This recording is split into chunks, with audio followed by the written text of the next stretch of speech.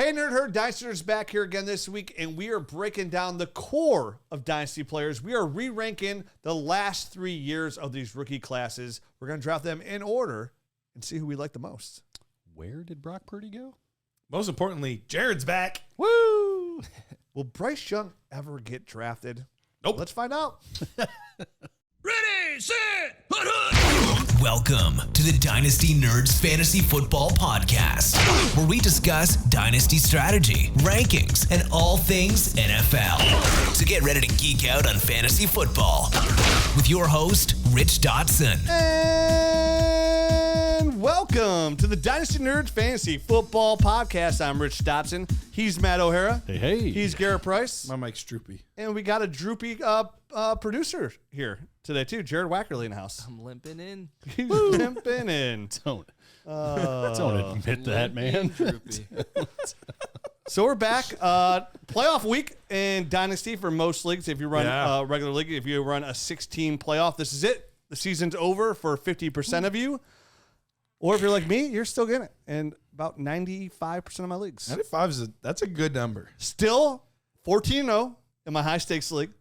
350 more points than the guy who's got the second most points. Still confident I'm going to lose in the first round of the playoffs. I'll keep you all updated. I got to buy. So, see, I'm only at 65%. And I felt decent about that. 65% is pretty good. I had a really good year this year in Dynasty. You must have. 95%. Did you have Herbert in any of those? Pretty impressive. Seeing that I was the biggest Herbert fan on this podcast, Right, I have a lot of Herbert shares. Yeah. So, yeah, I'm not saying I'm 100% safe in a lot of these. One and done. That hurt, Bert.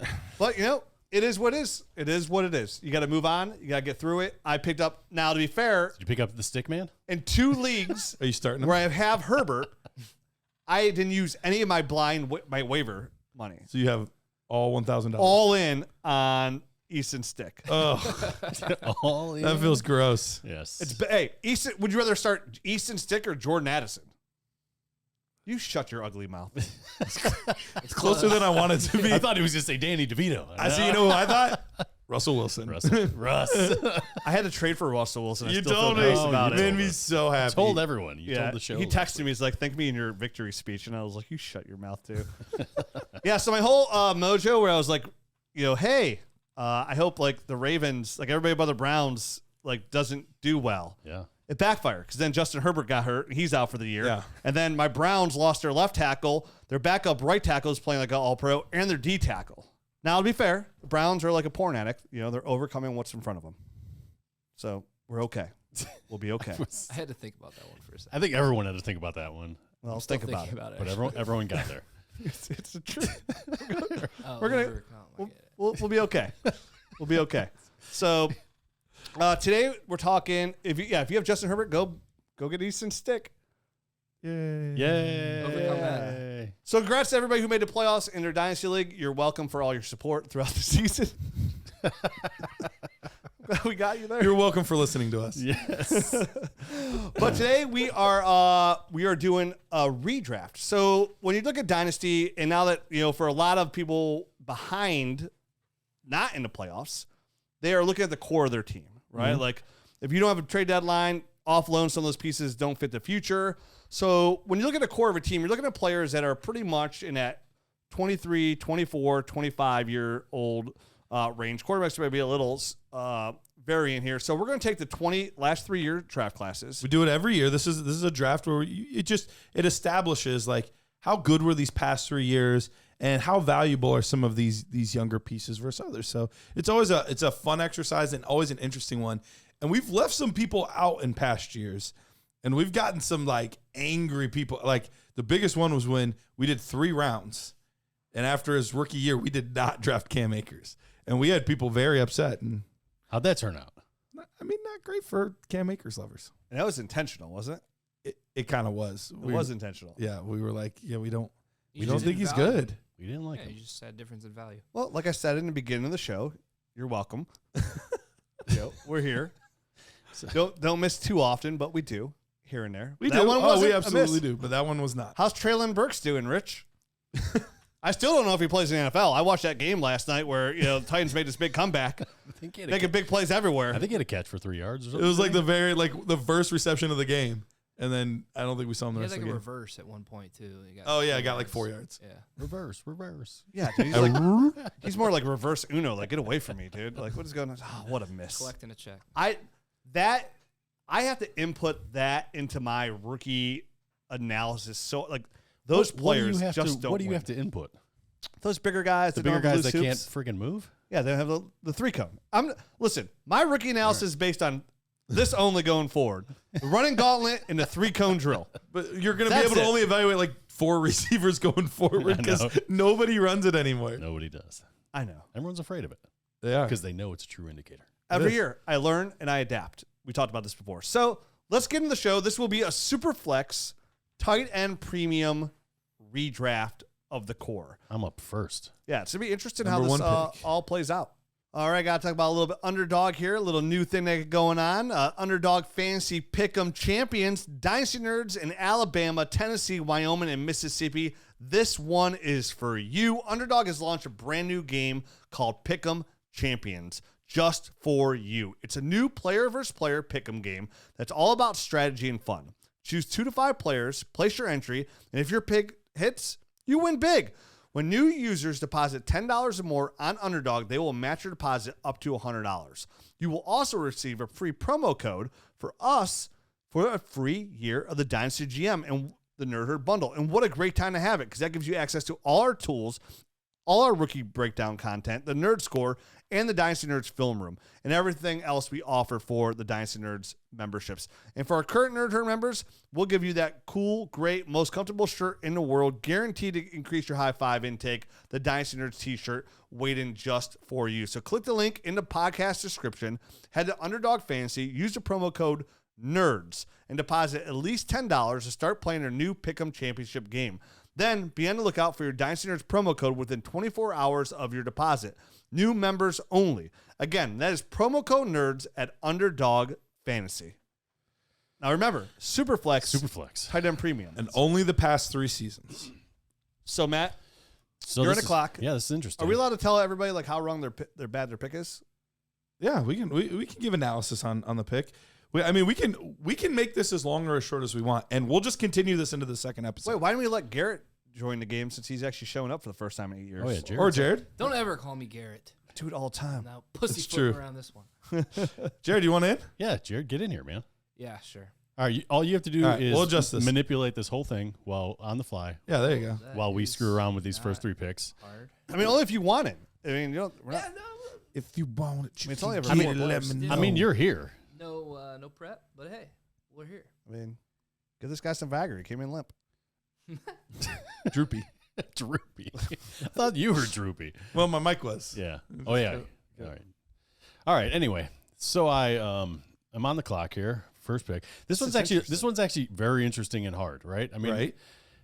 Do I want to go Bijan, who is an all-world type of running back? Not. I mean, If you want to make a bad pick. not really. No. So for me, it's gonna lie in at the quarterback position, and it's gonna be between C.J. Stroud and Trevor Lawrence, because both those guys are. Real quick, let's clarify this. We're not each trying to build a team necessarily. So if we take 4 running backs or 6 quarterbacks or whatever, we're not trying to build a team. taking We're the just best trying to player take the available. best players Is available. this, is this Superflex? Superflex tight end Yep. premium. So yeah, thank you for the clarification. That makes a lot more sense now. The second show is going to be the one that would be probably quicker. There's going to be a lot to Yeah, talk about here. This Yeah, is tough. There's a lot of great options. These have been 3 really good classes in a row overall. And where some classes have been weak, the other classes have been fairly strong to help fill it in. So it's interesting. Yeah. So for me, I'm gonna end up going C.J. Stroud. Just get the extra years. I think he's shown enough in his rookie season that it makes sense for him to be above Trev in this pick, just to get the extra years.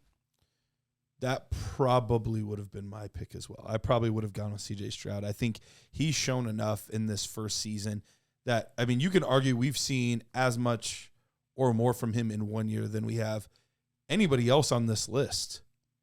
Right. I mean, besides obviously this past week. Right. With the injury. Where he was and injured, got a whatnot. Yeah. concussion, all that good stuff. He's looked pretty good.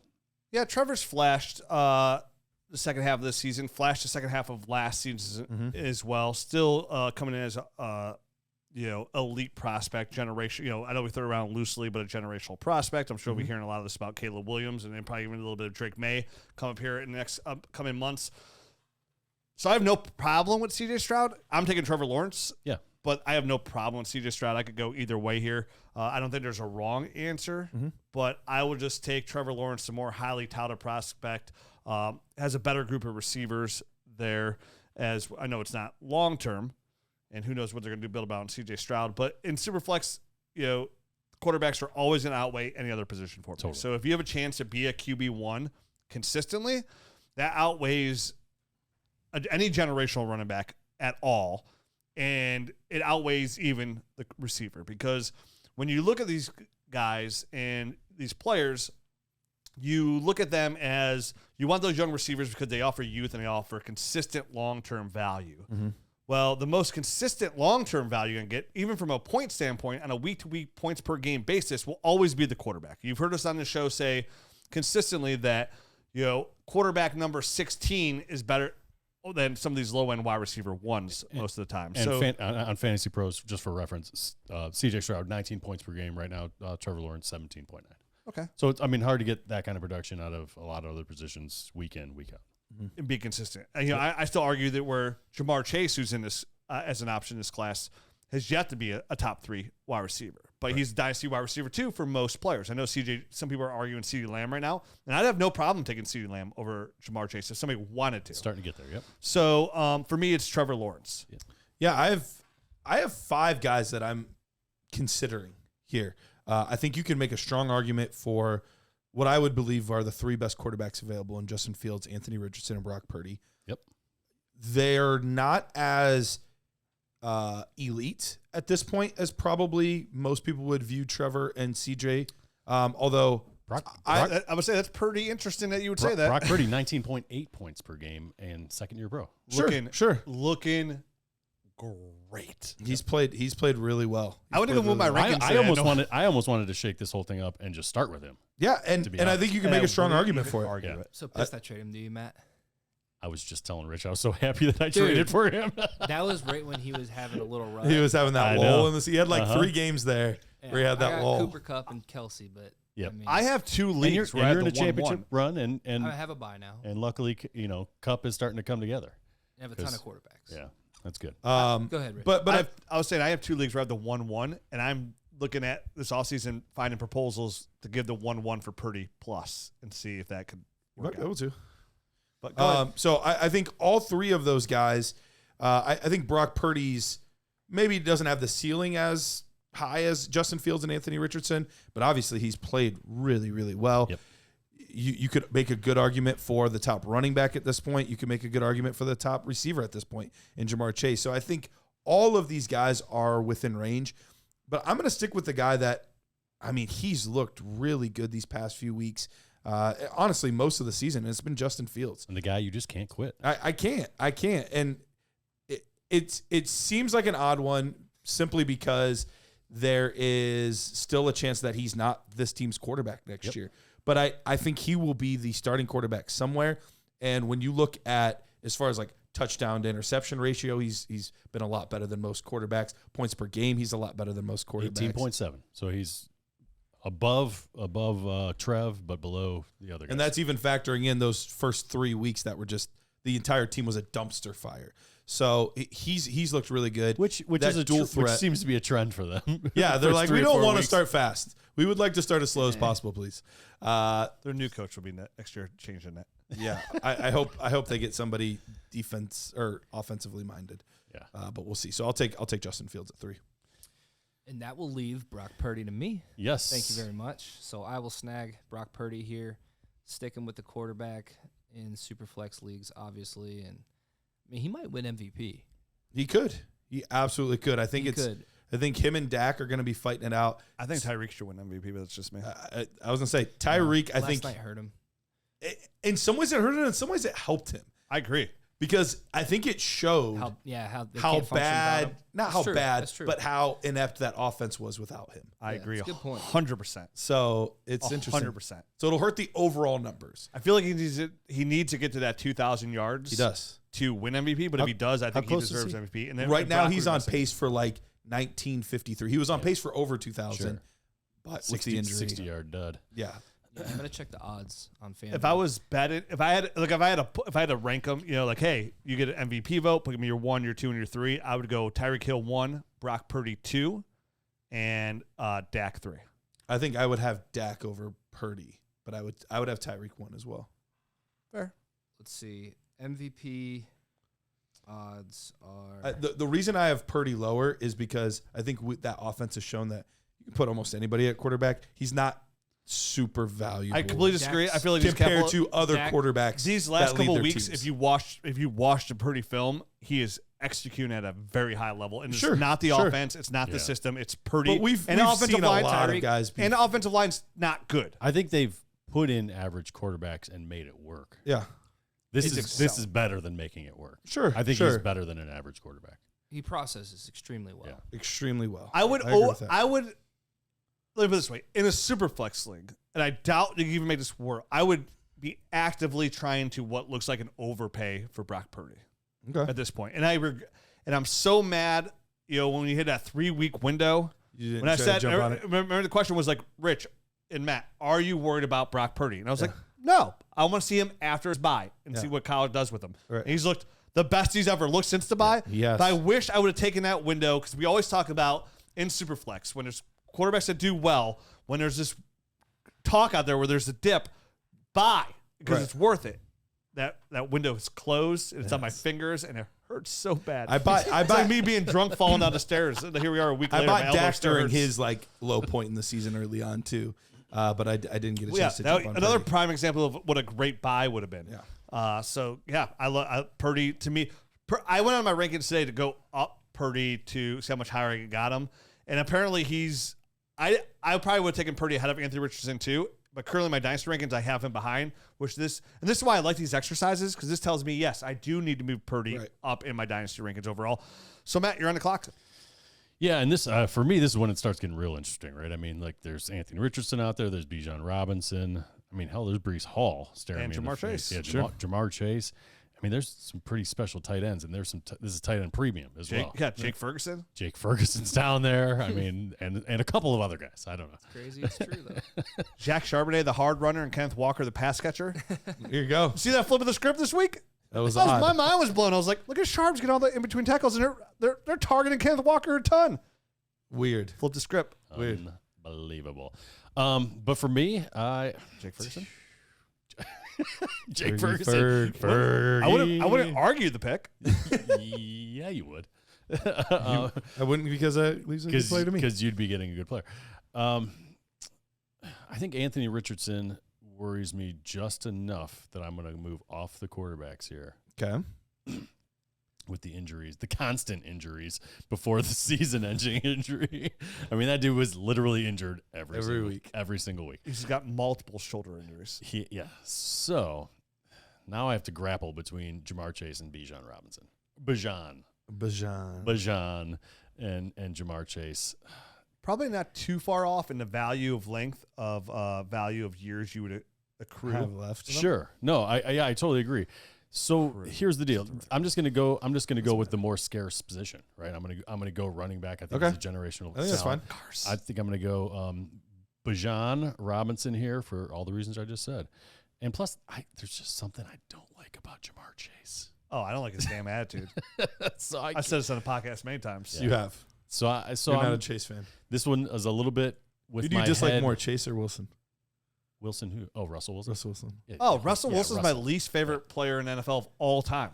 Of all time? Yeah, all time. Wow, you really don't like him. And trust me, I don't like John Elway. But that was more of like a physical, he hurt my heart kind of thing. Sure. Like Russell Wilson physically hurt his heart. Yeah, Russell Wilson hurts my ears. Mine too, dude. Yeah. Physically. John Elway hurt my heart also. I mean, I know it's more Terrell Davis, but yeah. I wasn't born yet. Yeah, we all know We're young drafting, buck. Jared. Oh. Don't just come here and try and disrupt our show flow. Try and keep it flowing like it used to. I wasn't. Come on. I'm back. I wasn't born yet. He does try to keep the show. I'll be back again in a month. That soon? You're back here for all the rookie stuff, right? Hell yeah. Okay.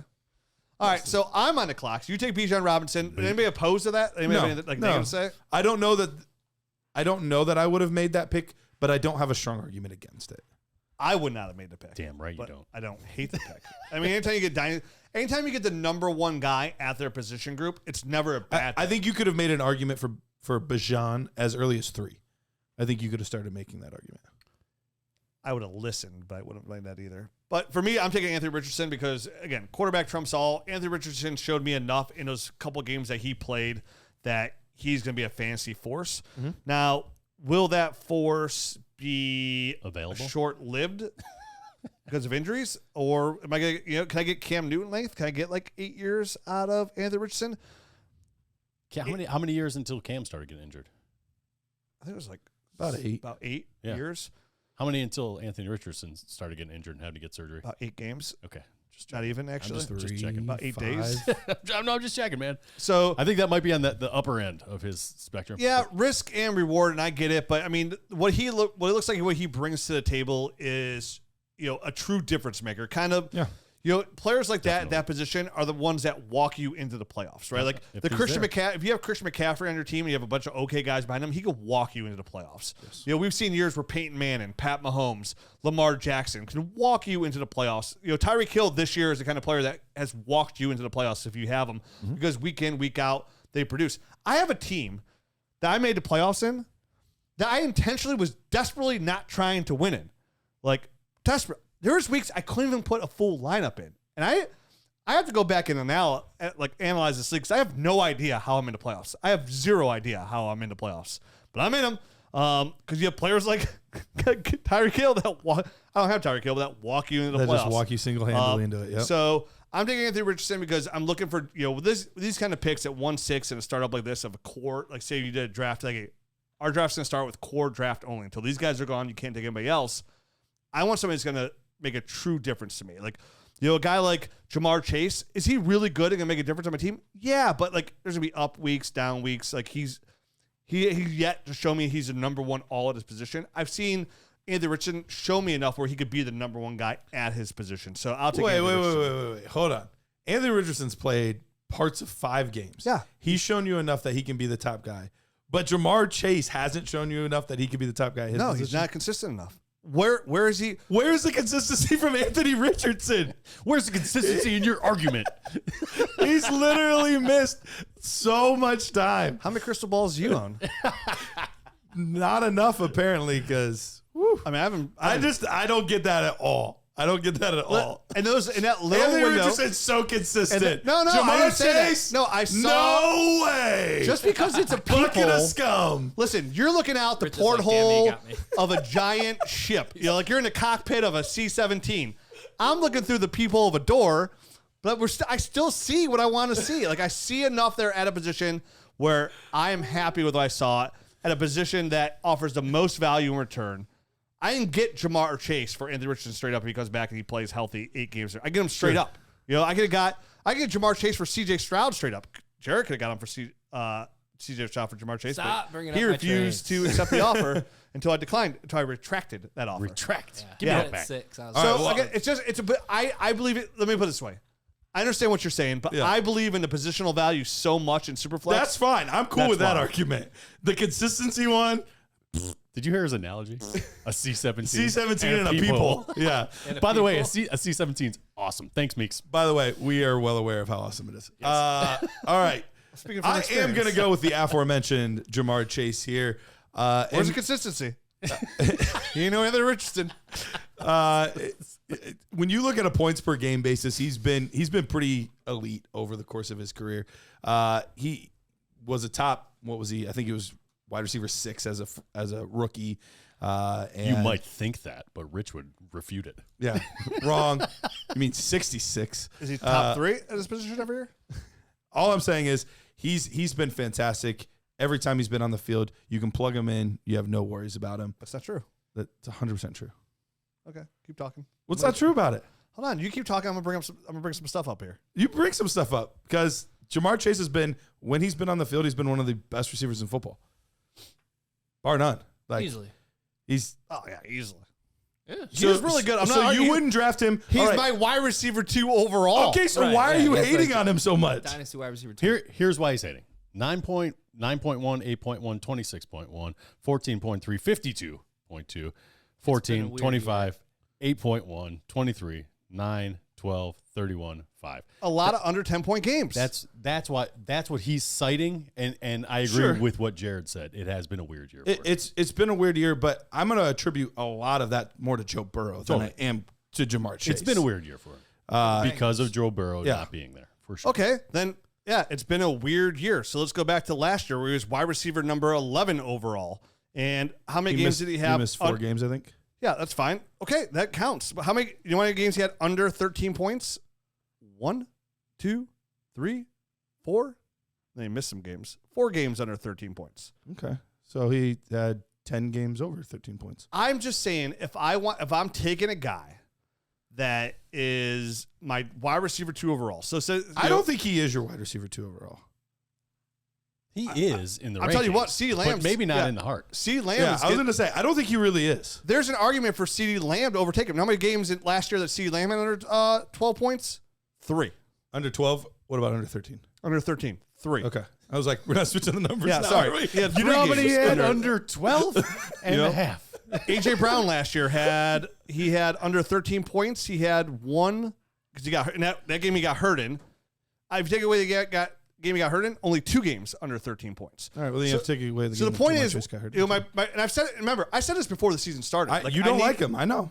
It has nothing to do with not liking him. It has to do with perceived value, right? Perceived value versus production.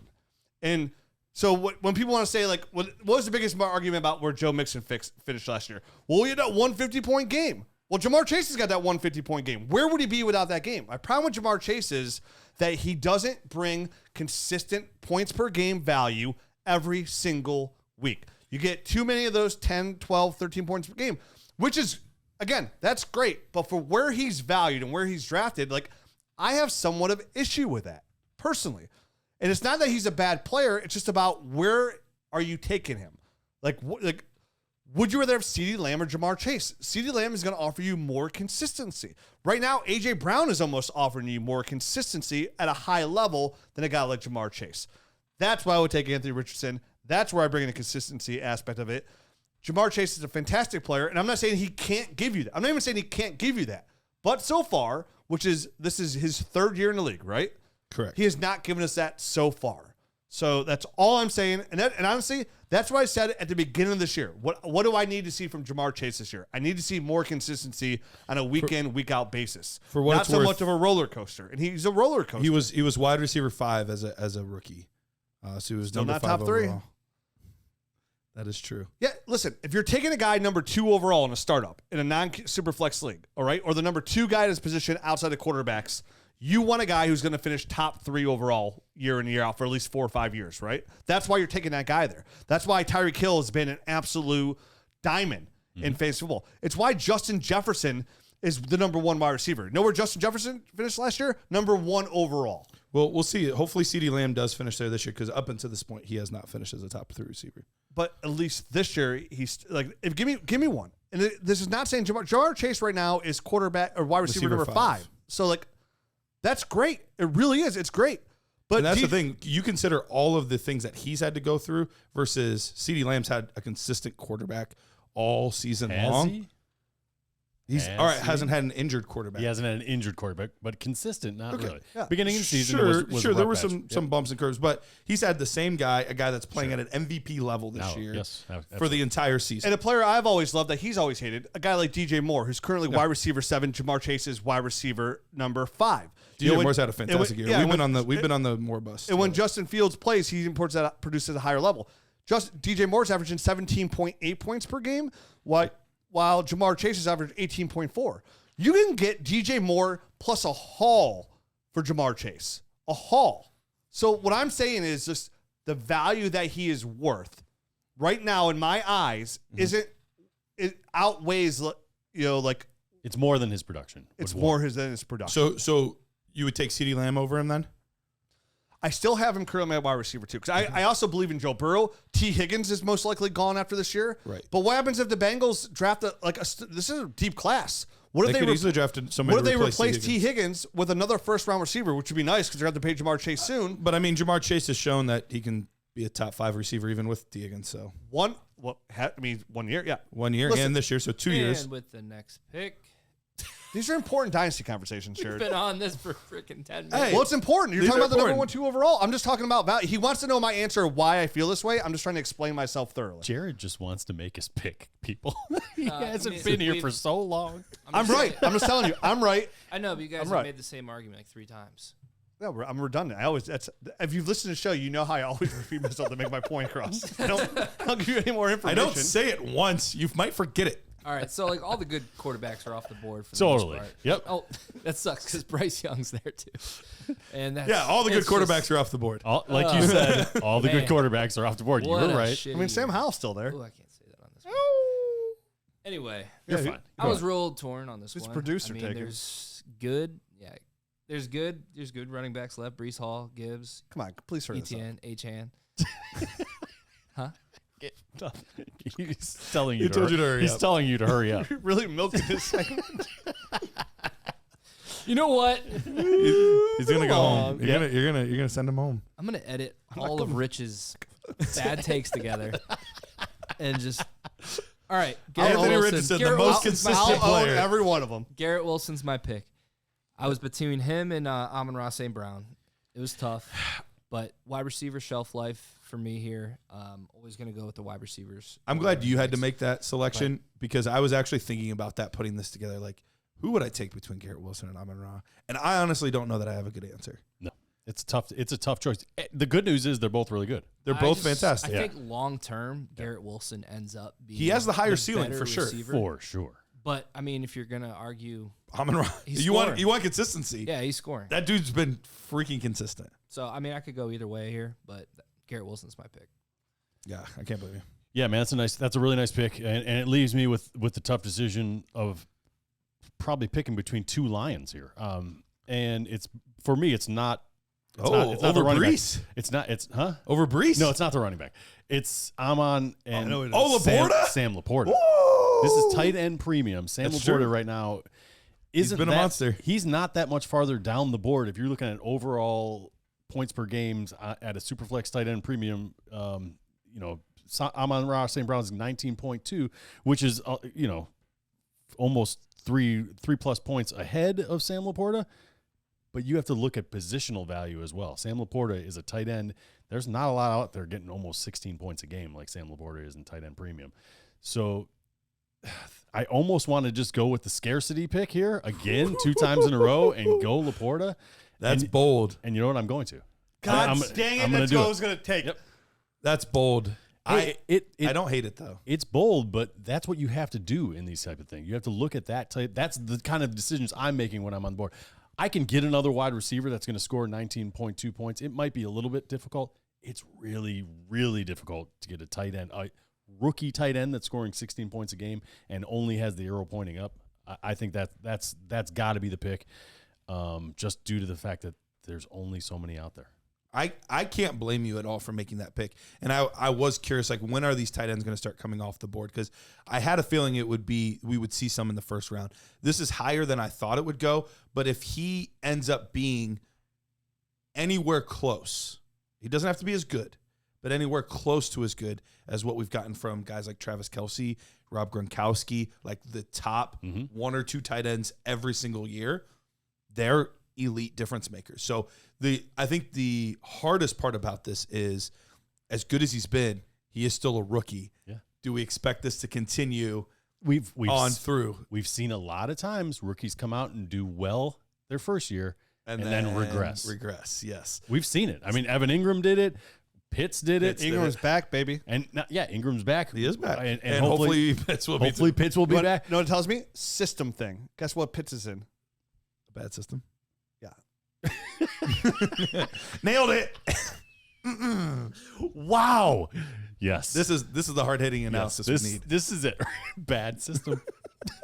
Rich, you're up, man. I love that pick. Yeah. I swear that's the pick I was going to make. And I was going I to give the believe it. exact same reasons that he does. We all know that if you listen to the show, I'm a huge tight end honk. And I made this decision, we were at dinner at the Fantasy Football Expo. And, a player I absolutely adore in Devon Achane was on the board. Zay Flowers was on the board. There's players on the board. And I sit there and said, I'm going to take Sam Laporta over all these guys because the positional value is that important to me. And boy, am I glad I did. Yeah, that worked out. It sure did, because I was I was like, the one position I need is tight end, and now I got my tight end, essentially my tight end 1, him and Hockenson. So goes back to what we said about, Bijan Robinson. Anytime you get the number 1 guy at his position group, it's important. But if you get a number 1 guy at a position group that is a scarce position group, now Scarce.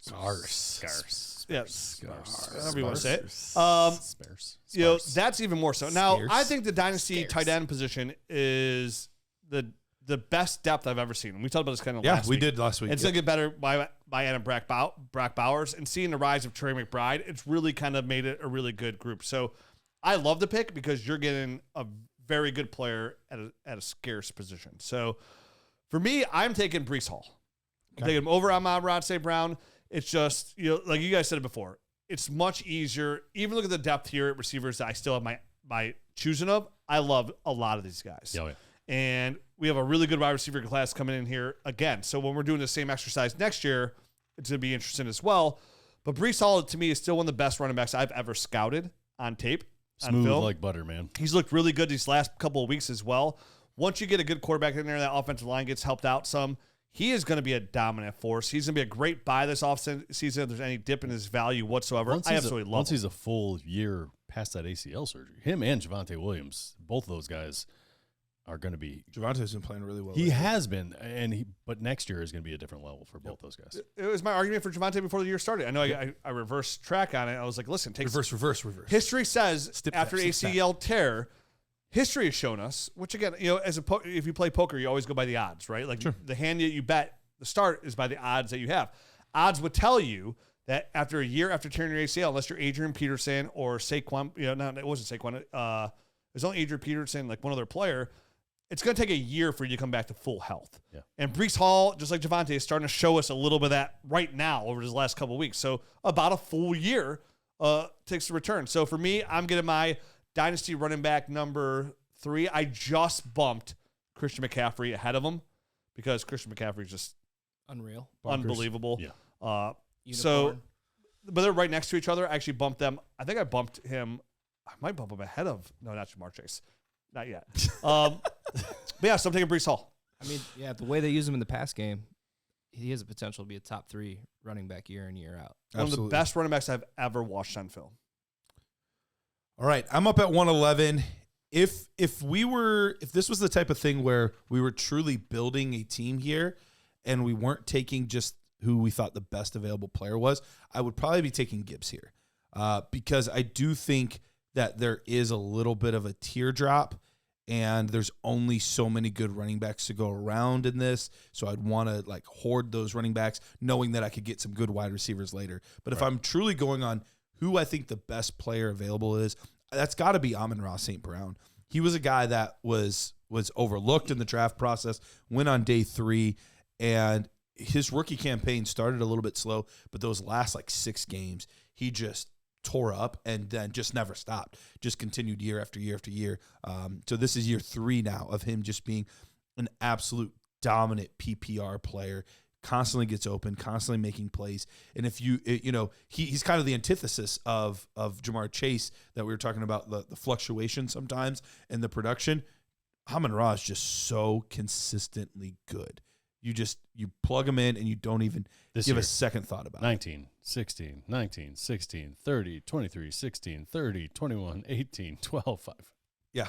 I mean, obviously this past week was a dud for their whole Dynasty squad. gold. Yep. Consistency is the most points per game value. Just consistency is the most precious thing. Yep. In Dynasty. And that's why you love points per game. I mean, some of those going to get skewed with those 50-point games, but that's what Amon-Ra Brown does get you, is that consistency. And you can't put money on that. No. All right, Jared. What do you got, man? Last pick, first round. I don't know. I decided to go Jahmyr Gibbs here. It's a good pick. Yeah, dude. Yeah, I mean, once they started using him like they should have been using him the whole time in the past game, I mean, he exploded. And he's finally going to get in the end zone. So that first-round draft capital, we're starting to see, for running backs. I mean, you always go with first-round running backs. Mm-hmm. They typically always hit for the most part. So, what was that? I know. Let's just not count him. Anyway, Or Rashad Penny. Rich would love to. There's a small glimmer of hope. I mean, when is there- Pacheco is out and they're like, Clyde Edwards-Helaire is going to start this week. I'm like, come on, baby, show us something. I know. Come on, baby. Stun on the show it. nose. I don't I know had if to start him in a league Hold on, this week. I started too. hold on.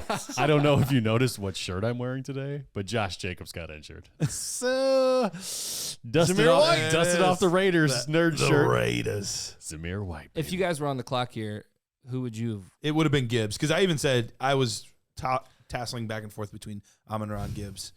So it would have been Gibbs for me. It probably been Gibbs for me too. Puka Positional Nakuma's value's so too good. though, too. Yeah, man. I don't know. Looking at some of these wide receivers, I know. I might have gone one of God, the the wide wide receivers. receiver position's so deep. All right, real quick before we get into the second round, I know we haven't done deep dives yet, but just quickly, where would Caleb Williams, Drake May, Marvin Harrison, and Brock Bowers, first of all, would all three go in this round for you? Secondly, roughly where would you have them? Hey guys, let me tell you about our friends at Sleeper. Guess what? Our app the mini is live on Sleeper right now. The Dynasty So GM. pretty. You can use the analyzer. You can thing looks use the trade calculator. And my favorite thing is the inbox, right? Where all your trades from all your Sleeper leagues are right there. You can actually push trades through the actual Sleeper app. And right now, we couldn't be more excited to be partners with them. And right now, if you don't know, they are doing DFS. And I know how many people that play Dynasty play DFS as well. And right now, there's not a better place to play DFS than Sleeper. They're offering up to 100 times your entry, the highest payout in the whole DFS market right now. You can track your fantasy players and your Sleeper picks in real time. All you got to do is choose 2 to 8 of your favorite players from pregame, live in-game, or even across different sports. Pick more or less than the predicted stats, and only on Sleeper you can get up to 100 times your payout. You can share with your friends and get rewarded together. Make sure you use that promo code NERD so our friends know that friends sent them their way. And get your deposit match and have a good time. You'll have all your DFS, all of your fantasy leagues, and now even a Dynasty GM in one spot. It is fully operational inside Sleeper right now. And then when you're a Nerd Herd member, you get that full access to that. And remember, you also want to download the Dynasty Nerds app because they're both in there. Check it out. Check our friend Sleeper. Check out our DFS. Use that promo code NERDS. Get your whole estate. Move them all to the top, essentially. I'm taking Caleb Williams ahead of all those quarterbacks. Okay. Other than Stroud. I think I would have Stroud ahead still. Proven. But Caleb moves so much better, though. he does. I know, but he's just proven. Stroud's proven. There's still a risk. Okay. And that's fair if you want to do that. That's fine. Like, if I had to 1-1 and you love offer me Caleb Stroud, too. I probably wouldn't do that. And then I'd probably put, where did Marvin Harrison Jr. go? Probably right after Purdy for me. He would be the top wide receiver. Yeah. I'd take him ahead of Bijan for sure. Yeah. Over So- Chase, too, huh? Oh, definitely Yep. over Chase. Yeah. Easily. Why? He's Just kidding. He's 6'4". I'm not getting into it again. A I would fabulous take route Chase. runner. Jump balls. I amazing. love Marvin the Harrison. fastest but hands I in the would draft. take Hey, Chase. I'm not going to argue with you there. Yeah. Without knowing where he goes and all that stuff. I Yes, would take Chase. I can tell you exactly where Harrison's going. He's going to Arizona. Drake May, I mean, I'm hesitant if he lands in New England. Exactly. Without a doubt. He's going to look through his. I will bet People- anybody. Do you remember anything. the Mike Gesicki for sure going to the Chargers? I will bet he still can next year. Just wait. Crystal balls don't lie. Where'd you say Harrison's going? Arizona Cardinals. The Cardinals. Pick 1-3. If the Cardinals have 1-3, let me put it that way. If the Cardinals end up with 1-3, I was going to say with that's part of the risk of it is you don't know where they're that's where picking they're for at now. yet. Okay, that's right.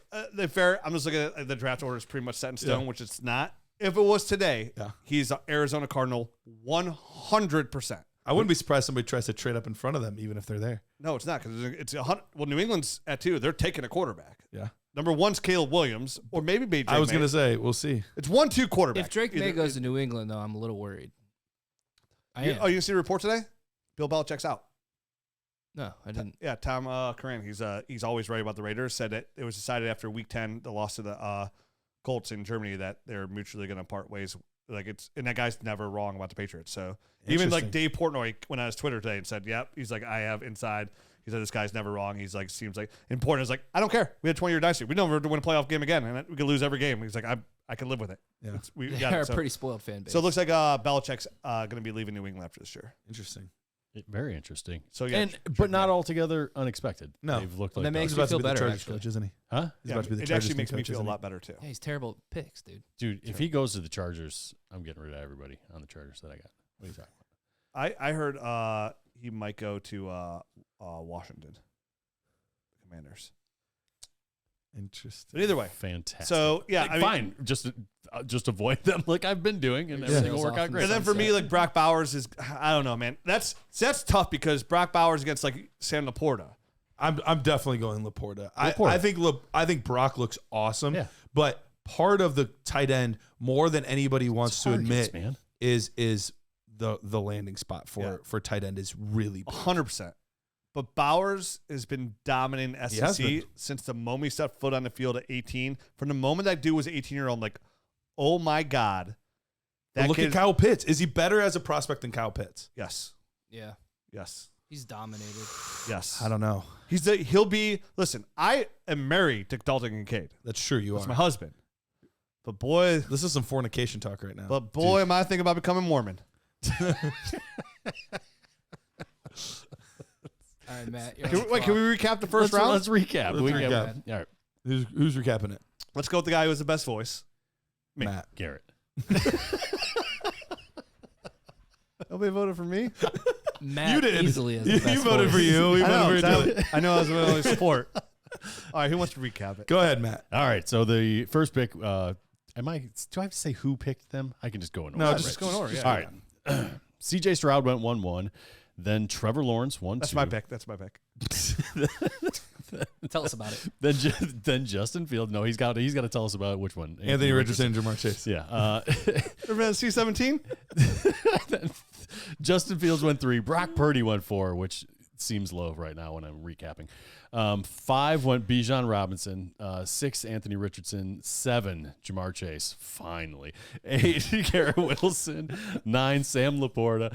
10 Brees Hall. 11 Amon-Ra St. Brown, and then 12th, the final pick in the first round, Jahmyr Gibbs. Let's also make sure we talk about FFPC. That's right. Launched in 2010, FFPC is the home to the largest high-stakes Dynasty League community in fantasy football. But you know what?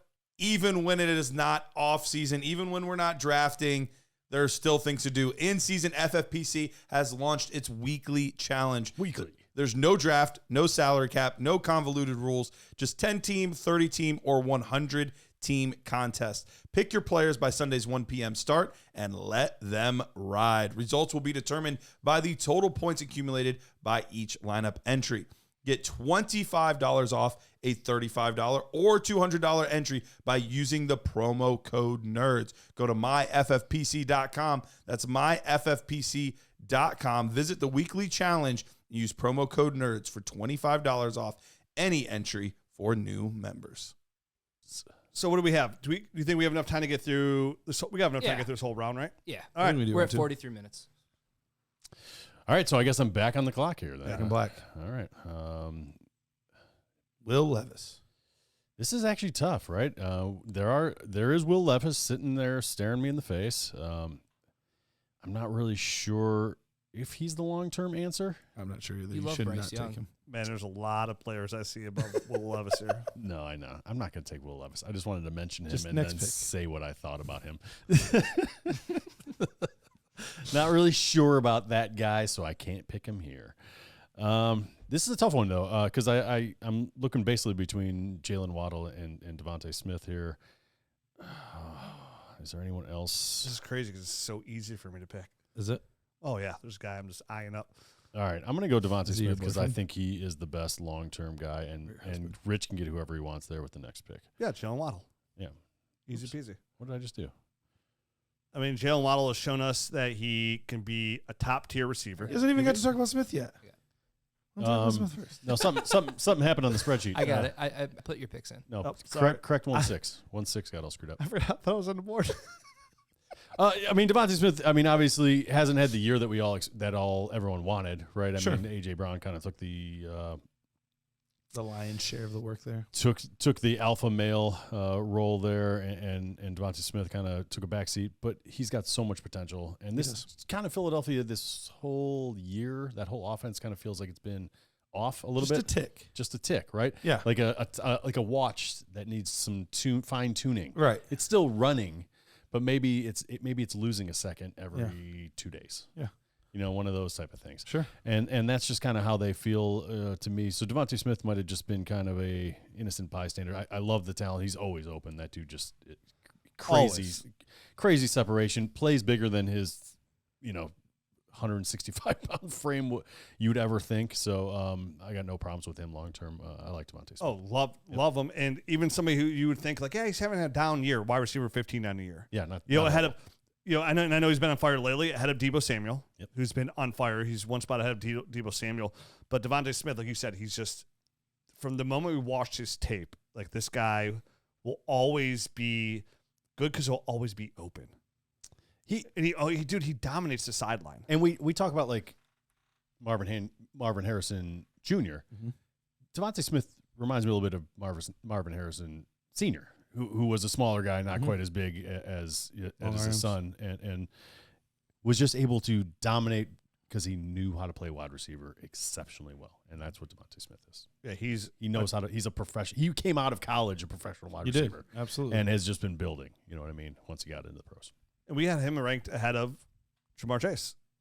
Yep. Yeah, absolutely. The time coming out because of how good he was on film. Have Marvin Harrison Jr. won a Heisman?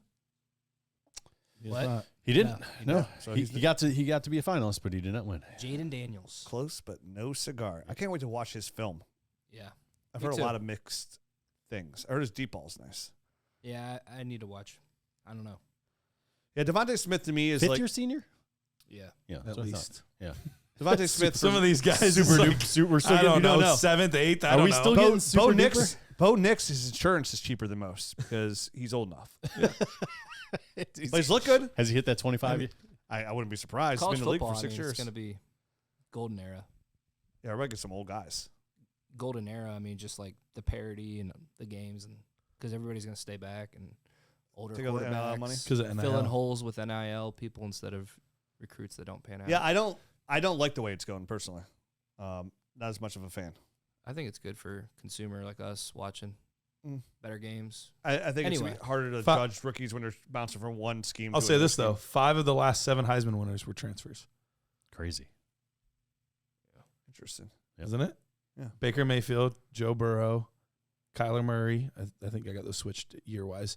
And then we had Smith and Young. And then be we had fair, Caleb Williams. but some and of those Jaden guys Daniels. transfer because they didn't have a chance to play. Some of them, yeah. Some of them. So it's like now In some people theory. are playing and then transferring. It's different. Like Joe Burrow left because he wasn't. Who won that job? Was that? It was Justin Fields. Was it? Justin No, Fields? it was before him. It was before him. It was. Dwayne Haskins. Dwayne Haskins won the Haskins, job yep. because I went to Cardale Jones. So, I'm gonna take Jalen Waddle, and for me, he's having a down year. Not gonna be a wide receiver one this year, but Same kind of thing happened to him that's happened to Smith, where just Tyreek's just been getting the ball so much. Tyreek Hill's supposed to. He allegedly says next year is gonna be his last year in the NFL. And he's gonna become a porn star. So Jalen Waddle will be overcoming. That's a retirement situation. plan, man. You know what I mean? Dude's wild, man. He is wild. Could you imagine? I'm retiring and becoming a porn star. Usually people retire and play shuffleboard. Like, whose route is that? What's his wife saying? Like, babe, what's going on here? Maybe his wife's down. Yeah, she must be into it. I don't know. Maybe. Teaches So, having somebody that's going to be the number one in Mike McDaniel's offense, built on speed, I really like the way he calls the game. They'll end up getting another receiver and offset, Jalen Waddle. If he can become in that Tyreek Hill role and be that number one option for Tua, I look at a nice long career for Jalen Waddle. Love this film coming out of Alabama. And for me, it's just, I'm now just really focused on a lot of these wide receivers here. Jared changed Garrett's name Don't to say Pussyfoot it. on the sheet, and I just lost it right mid-sentence. I lost what I was saying for a second. I too. totally missed what you even said. Garrett, Rich. you're I'm up. sorry. So while he was Pussyfoot, go ahead. he was changing my name. He also put a player automatically in there, and I'm not gonna lie, that is definitely a player that is under consideration for me. The wide receiver position right now is tough because I have like the next 7 guys grouped crazy close together. Yeah, totally. Like crazy close together. So for me, there's not like a big difference there. And those players. So you can get another couple of these guys probably. So it really comes down to 2 running backs for me is what it's going to come down to. And not surprisingly, Javonte Williams. I'm a huge Javonte Williams guy. Yeah. He's played really, really well this second half of the season. He's been utilized quite a bit in the receiving game as well, which has been good to see. He's been getting in the end zone. We all know your arguments for him. I'm really curious to hear who the second one is. The second one, and the guy I'm going to choose. Yeah. Ooh. Devon Achane. Yeah, okay. I'm going to go with Devon Achane. All right. So far, what I've seen, obviously there was that one weird game where he was, 2 carries and then got yanked and that kind of thing. But otherwise, and we talked about it during the draft, and I've probably said it 5-6 times on the show, but there could not have been a more perfect fit with scheme and player. There just could not have been a better fit for those two. I think he fits everything that they're doing in Miami. I think he's shown everything that he showed in college, plus some. He's been absolutely electric. And as much as I love Javonte, because I think he's going to be consistent for the next 3-4 years, I think Devon Achane has a chance to jump into that elite territory. Devon Achane is. I think they're going to a whole other tier above Javonte. He's the type of guy that once he takes over that job, which could be as early as next season, he could just be a league winner. Yeah. I'll be interested to see if they ever let him truly take over the job to where he's getting 18, 20 carries a game. Or is it always going to be the kind of thing where they have somebody else mixed in so he's not taking so many hits? Kind of like Kamara. Yeah. Right. Either way, I still think he can reach crazy heights just because of, the way he can gash for 20 yards. Oh, I broke off a 70-yarder. Like, he has that type of ability. If he could beat Kamara alone, he will be an all-time great Dynasty Fans football player. Kamara is when we look back, it went from LaShawn McCoy, it went from Jamal Charles to LaShawn McCoy to Alvin Kamara. Yep. That was where it went for those generational consistent talents. And that's what Achane can be. So I absolutely love that pick. And I actually think that he's a whole tier ahead of Javonte Williams in my own personal. When you get the youth, speed, and the way they're utilized. I could see that argument. And I love that pick. Yeah. All right, Jared. All right.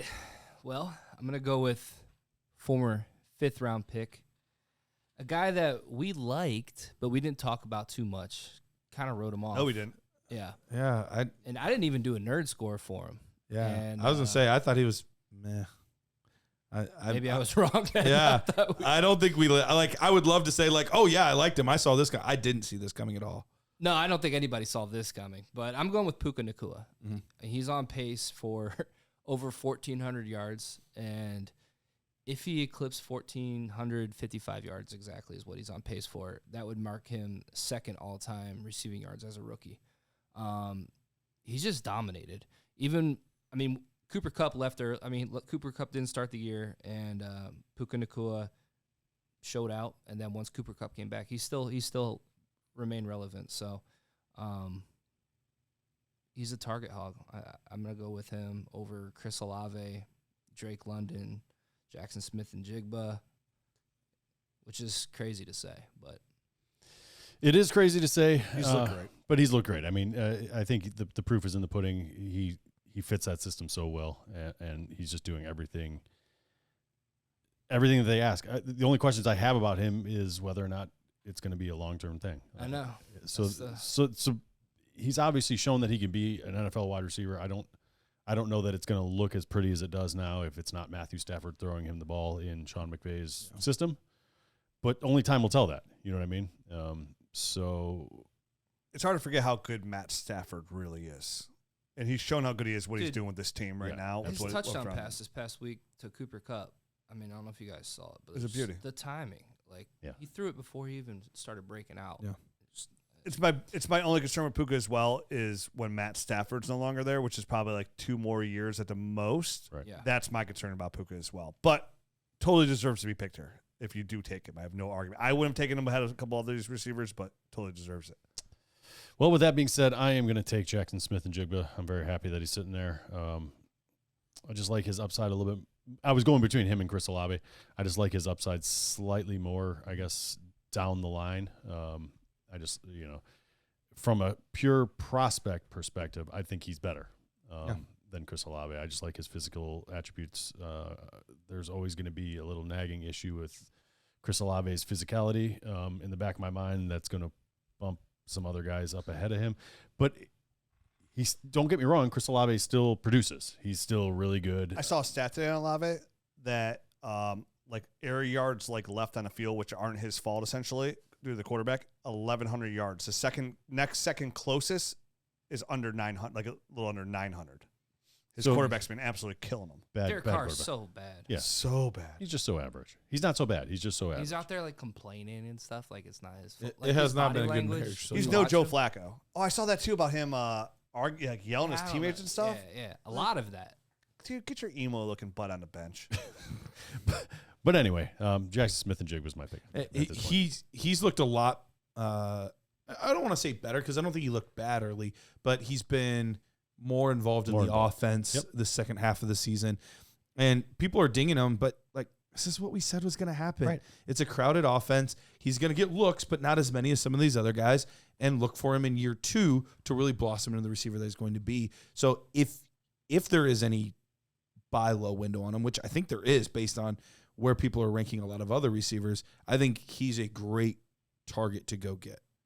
Totally agree, man, because it's only a matter of time before he's the number 2 option. You know what I mean? Mm-hmm. And who knows, with how smooth he is and how good of a route runner he is, there might be a time and place where he's the number 1 option. Could be. And they're sending DK kind of long and on go routes and stuff like that. It's the hard stuff up the middle, and Jackson Smith and Jig was doing all the rest of the work. Did you read that report this week from Kyle Shanahan About getting DK? They knew they were going to get DK Metcalf ejected from the game. He's an emotional player. It was in their meeting. Like, we're going to get this guy out. He's like, whoever's going to get him out. And they said they knew it as part of their interview process during the combine too. They saw like he's too emotional to be on their team. Yeah, like he can't control himself. It's not the first time it's happened. It's not. Yeah, so Probably won't be the last. No, probably not. It's really quiet. I'm just wondering. Yeah, that's really quiet. Oh, I'm up. Oh, it's a marriage time. I almost took him, but I thought about it too. Yeah. Who are you guys talking about? I don't understand. Oh, I'm up. Yeah. Yeah. Kyle Pitts or Dalton. Who's coming down It's again? Kincaid. It's Kincaid. It's his husband. I mean, Whoa! Don't say that in front of my husband. You cheating son of. So with my pick, I protest. I protest this marriage. Can you imagine if that was like a dynasty draft? Does anybody object to this selection? I do. Why? Because I need him. Come on, baby. You know he won't give you what I'll give you. Yeah, I'm taking Dalton Kincaid. And you could pretty much say everything we said about Sam Laporta. Sure. I personally believe, I found like that Miss America. Like I personally believe that the America. The America. Wow, that was bad. I think Sam Laporta has given us what we're going to get out of Dalton Kincaid just earlier.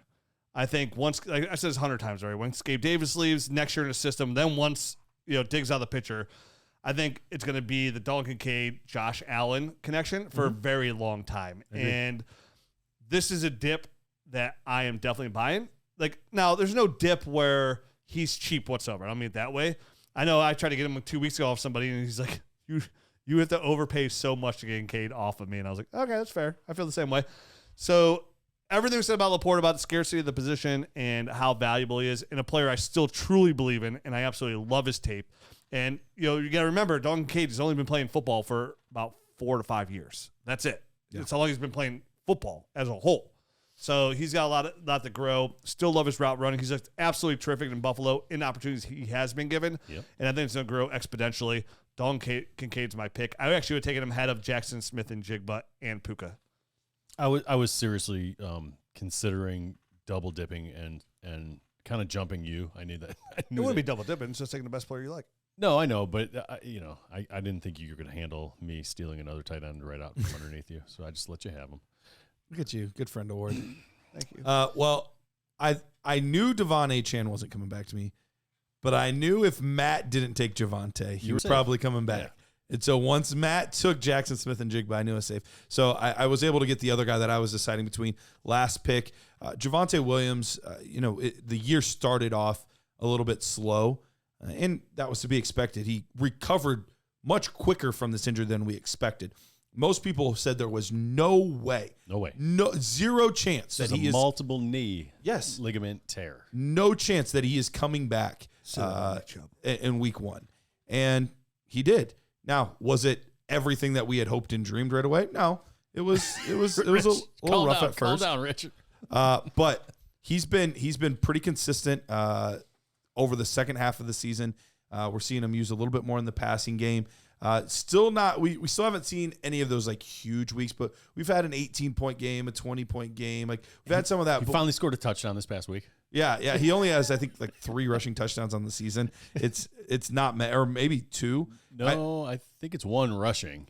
He might have a couple. He might have a receiving one as well. Yeah, he's got. I know he has 2 receiving for sure. Yeah, I think it might be 3 total. So 3 total receiving. Yeah, and there's definitely been some bad luck with that. Where like I remember the one game where. Dude, it was like Samaj JP. Right? Yeah, Samaj. Jaleel McLaughlin got one on the goal line. It's like, what is this dude doing on the goal And part of it was because the one time like did something to his neck that wasn't a big deal, but they just wanted to check it out. The other time, like it was just all these like little fluke things that he kept getting yanked out on the goal line. So 3 total touchdowns, but now we finally got one on the ground because the other 2 were through the air. In PPR leagues, running back 16 over the last 5 weeks, right behind Raheem Mostert, right ahead of Saquon Barkley. So it's starting to come out a little bit there, giving you high-end running back time. 2 numbers. Right here at the playoff. Right. Yep, and the volume has been there pretty consistently, even though the touchdowns haven't quite been there. They will, and this is also a team that is shockingly like an ascending team. Yeah. This team looked dead in the water. They were 1-5 to start the year, I think. and now they're 7-6, and they're pushing playoffs. Pushing playoffs. Yeah, defense is really coming around too. Yeah. Yep, the defense is coming around. That offensive line is starting to gel more. So it is one of those teams where you worry about running backs in situations where like, oh, this team could be blown up. No, this team is in a good spot with a good head coach, and they're moving in the right direction. Yeah, all I got to hear is that the Broncos made the playoffs is Russ and why they did it. Oh my gosh, it's all about the Russ. Did someone take Chris Olave? No, nobody took Chris Olave. Oh well, I will. Oh, there you go. Easy enough. Yeah, done and done. I mean, you guys, we were talking about him earlier. That's why I thought someone took him. He was debating between him and it was between him and Jackson Smith and Jigba for me. Okay. Well, averaging 17 points per game over the last 5 games, about nine targets per game, and I'm just hoping they upgrade at quarterback next year. I know they paid Derek Carr, but he's just so bad. I don't know why that. I think Carr's contract is such that he'll be there next year. Unfortunately, maybe. But hey, if there's a team that's not afraid to eat some dead cap, it's the Saints. Dude, they live in cap hell. That's their because there's some quarterbacks. There's some quarterbacks in this draft class that could go mid-range first round. He could get Jimmy Garoppolo. Bo Nix. He could absolutely get Jimmy Garoppolo. Bo Nix. I mean, Jaden Daniels could slip a little bit. J.J. McCarthy from Michigan, which he has some tools that I like. No, if they, I think that's the route they have to go. If they have, do they have their first round draft pick? I believe so. Okay. They are projected the 12th pick right now. That's good. So was it last year then that they used their first round to move pick? up to get Chris Olave? Yeah. Okay. So they had 2 that year. That's right. Okay. But yeah, I mean, huge air yard share, like Rich was mentioning earlier. Have to go with them here. I do like Drake London still too, but I mean they've been too good this year where they're going to be possibly in the wild card where they're going to be out of getting a quarterback like I had hoped in Atlanta. But we've been saying the podcast forever. If the Bears do trade Justin Fields, it makes unbelievable sense to put him to Atlanta. Atlanta would make perfect sense. Yeah. This puts me in a weird spot here, right? I really did like Olave, and I don't love any of the rest of these wide receivers. I like Drake London. I went with him. I think he's good. I just don't think he's great. I think he also suffers from what's around him. I agree with that. But that stuff's there to stay.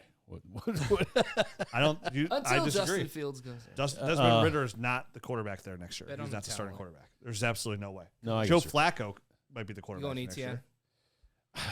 So I'm right now in my brain trying to figure out whether I should just grab the last quarterback that I think might have any value in Will Levis. I was really hoping you were saying Bryce Young because I think that he's at a point where I think he might just be broken. No, I wasn't going to say Bryce Young. He said no, but I wasn't.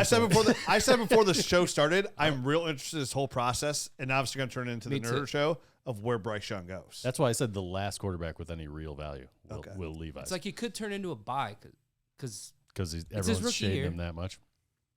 New coach next year. He's looked bad, but I mean, he's looked a rookie, really bad. So anyway, go ahead, Matt. You never know. All that being said, I'm taking Trey McBride. He's a friggin' beast, man. That was my pick. All that's to say, can't not. Good you know, pick. dude, just That's a making. great pick. He's just getting targeted an insane amount, and he's doing good stuff with it. So, got to go with that guy. I'll leave you guys per game. Yeah, over the last 5 games, and the tight end position. You know, I mentioned it twice already through on picks. It's just a scarce. It's a scarce position. And I honestly don't think that the gap between him and Kincaid and Laporta is that big at all. Right. He's looked absolutely fantastic. You could tell me when it's all said and done that he ends up being the top one of those 3. I wouldn't be shocked. Right. Do I project it? No, but I wouldn't be shocked at all. You know, my favorite thing I saw McBride was this past, I think it was 2 weeks ago, when they threw him a touchdown in the end zone and the refs called it back. And it was, to me, it looked like clearly a touchdown. They said the ball came out of his hands. It was like the Des Bryant kind of play. Next play. They went right back to him the next play, and he held on that ball like it was like, you know, that was the Dolan Kincaid. That was the rain. That was the rain, right? It was the rain in Pittsburgh. I don't recall. Okay, that was. But in my brain, I mean, it was that moment where I was like, "This dude he's a dog." Yeah. Like, Dude, that bumped was a him up. high, low, high moment for me because I had him and I needed that touchdown. Yeah. I was like, God, called it back, and then next play, I was like, yes. And this isn't like, you know, remember Trey McBride was the #1 tight end on the board. Like, Yeah. at the time, he's a former John Mackey Award winner. I mean, he's not Brock Bowers. He didn't win the only 2-time John Mackey Award winner in the history of college football, but he was a John Mackey Award winner nonetheless, and, you know, a former #1 rookie tight end in our rankings coming out. So I don't hate to speak either. I am going to take Drake London just because still, you know, this is a player that he has shown when given opportunity to put the ball by him that he could produce. Like he could be a true #1 receiver. And, you know, that catch he made this weekend was absolutely phenomenal. I do think he is hindered by the quarterback around him. I think he has draft capital to be on his team long term. I think this would be a player that does get re-signed to a long-term contract, that they really are invested in him. And I think what they've shown too, like if they had to choose between him and Kyle Pitts, it would be Drake London over Kyle Pitts, even though Kyle Pitts has real high draft capital as well. So yeah, and what I meant by the people around him aren't going anywhere. It's Kyle Pitts and Bijan Robinson. Bijan. I got it. Bijan Robinson. I'm just saying Bijan like Robinson. I used to say it. Yeah. Bijan Robinson. Those are the guys I was talking about that aren't going anywhere. That are going to be they're going to be taking away targets from him consistently. And I just don't think it's a high-powered enough offense the way it is currently constructed for all those guys to excel. And I just think, you know, Bijan's and I'm better. looking at this as a long-term, you know, play. There's a couple other players I considered taking here, but with the age, because remember he's really young. He came out super young as well. Yeah. So for me, to get a really young receiver that could still be a #1 at this point. Like we're at the back end of the second. I feel very comfortable. Out of all my options here, I'm looking at the highest upside on the board, and to me, that is Drake London. Yeah, I can't blame you for taking him, but I'm very surprised to still see this player on the board. And it's one of those where, you know, he's crossed my mind tons of times for a while. And especially with just the lack of overall talent to pull from at the running back position, I had to go with Travis Etienne. I talked about him kind of in the midseason awards there as somebody that I wish I had more shares of because it wasn't super high on Travis Etienne, and he was really starting to show me something. And then, of course, as soon as I said that, then he had his 6-point game, his 8-point game. I was like, of course. And I think that's probably, honestly, it's totally recency bias. That's probably why he dropped a little bit. Probably. In this. Because if it was 3 weeks ago and we did this, he would have been taken. But, I mean, he's overall running back 3 on the season, averaging 17.5 points per game. So he's had a really, really good season. It's just been buoyed a little bit more heavily because of the touchdowns. That's really been the thing that's putting him over the top. And like I said, 3 weeks ago, he hadn't had one of those down, you know, as big of a downturn as he's had these past 3 weeks. And now it's like, oh yeah, this is the return to the inconsistencies, right? So that's kind of at least how I felt about it and why I hadn't picked him quite yet. Yeah. I think a lot of people could be sitting here listening to the show going, yeah, what is going on? Why Travis Etienne? And all I would ask you to do is go back and listen to the show and all the players that went ahead of him.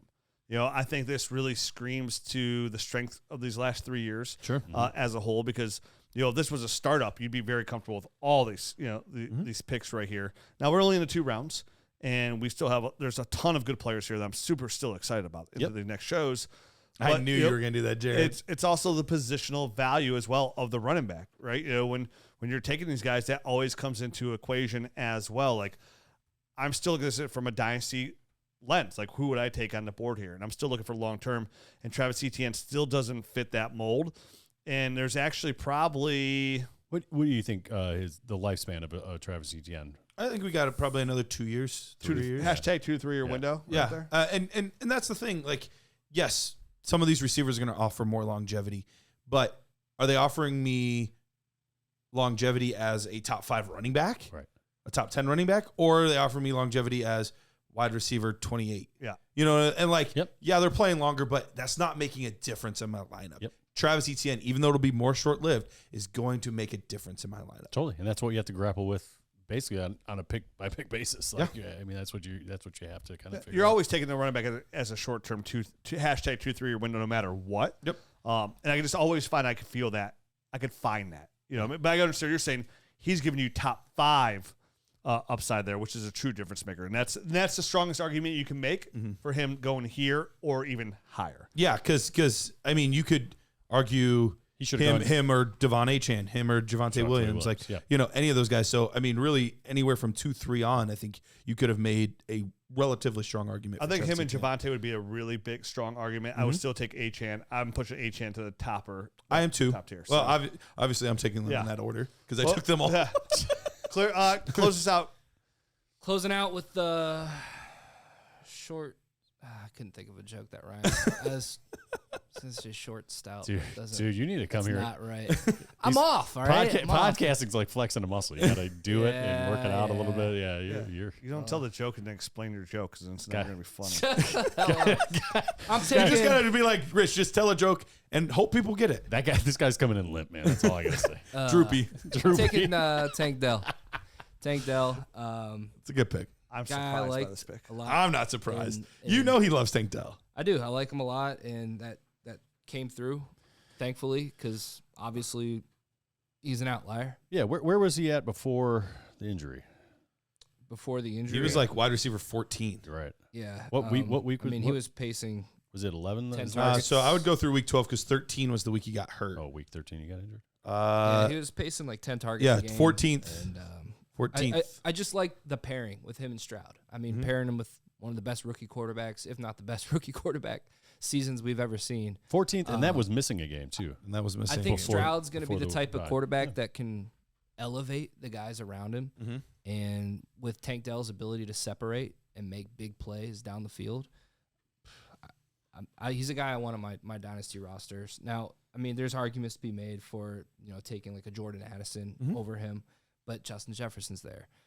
Houston still really doesn't have for Nico. A guy. I like Tank Dell over Nico Collins in that offense. I like both players. Like I can see either side of that argument.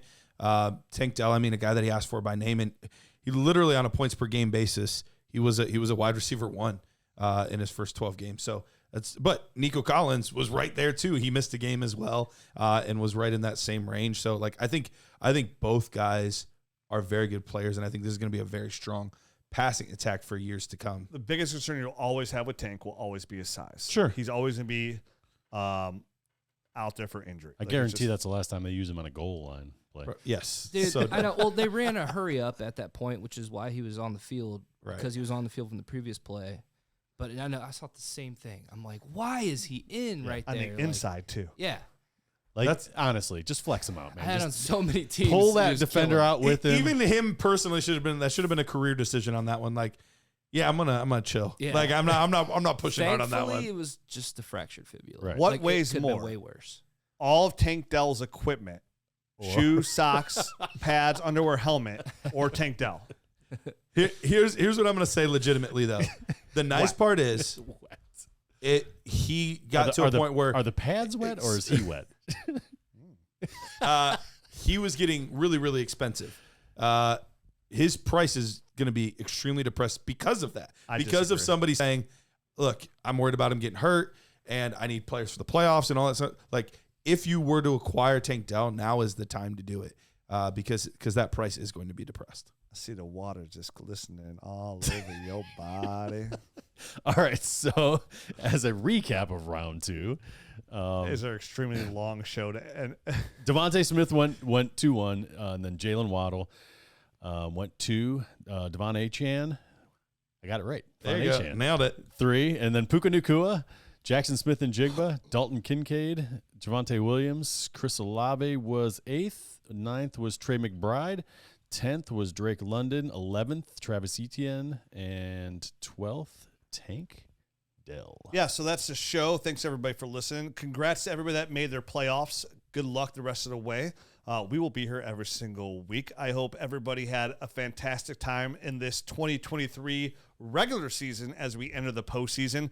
But as we all know, Dynasty is 365 days a year. It does not stop. If you are out of the playoffs, your season is just beginning. Your 2024 season is just beginning as you prepare to rebuild your team in your long-term goal to make these playoffs. Like I said at the beginning of the show, I hope we've been some help along the way there as we continue to help. I can't wait to get into our off-season content. We still got a little bit more ways to go, but it's going to be a very exciting rookie class. If you enjoyed this show throughout the season, we really would appreciate leaving a rating and review on any way you listen to the podcast. It really does help the show and get us out there more. If you're following along on YouTube, or if you don't follow our YouTube channel, make sure you hit that subscribe button, that like button there as well. We'll be back next week with a brand new show and hopefully talking to you guys as first round playoff victors. Adios.